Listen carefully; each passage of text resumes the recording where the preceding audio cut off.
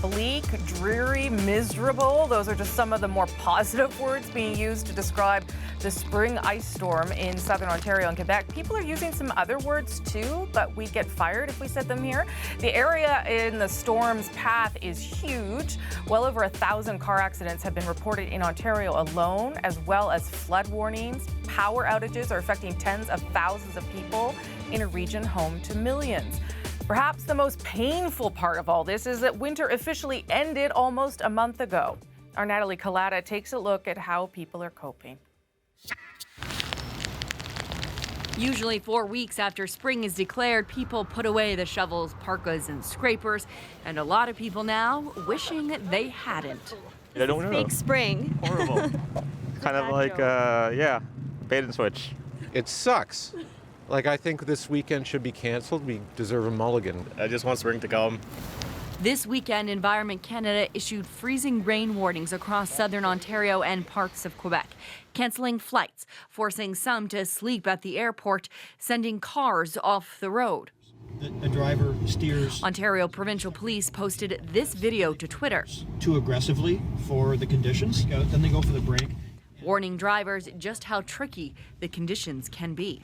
Canadians have, of course, seen worse. In some places, it snowed in August.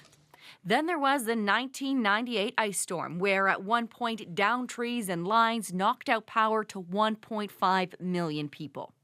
Fast forward to 2013, thousands in Ontario, Quebec, and Atlantic Canada were without power, in some cases water too, for nearly a week after the big ice storm.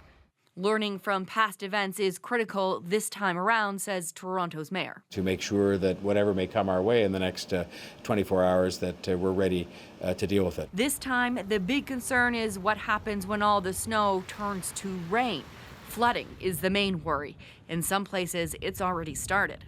We're not only looking at the freezing rain, we're also working with our partners around the flooding when we go into late Sunday, early Monday. Still, this is spring in Canada, and the weather, well, let's just say some people are rolling with it. I think it's exciting, actually. When you get a snowstorm in the middle of April, and it feels like almost like November, Christmas all over again. Not exactly like Christmas again, and many are hoping it's just over soon. This is April in Canada. The end. Still, April seems late for all of this, Natalie. She joins us from outside of Toronto. What can we expect when the weather ends and the temperatures actually go back up? Well, the big concern, of course, when those temperatures go back up, Rosie, is, of course, the flooding. If you take a look beside me here, you can see the Humber River. This is just sort of the west end of Toronto. It's already moving fast. On the way here, roads already flooded. The concern for the city of Toronto and a lot of other areas that receive both this freezing rain and then, of course, these warmer temperatures is what's going to happen when those warmer temperatures rise and all that water, it has to go somewhere. So the big concern there is the flooding, of course. So that is what people will have to be watching for throughout tonight and also tomorrow as they try to head back into work, whether it's walking, bicycling, driving, or however you choose to get to where you need to go tomorrow. Rosie?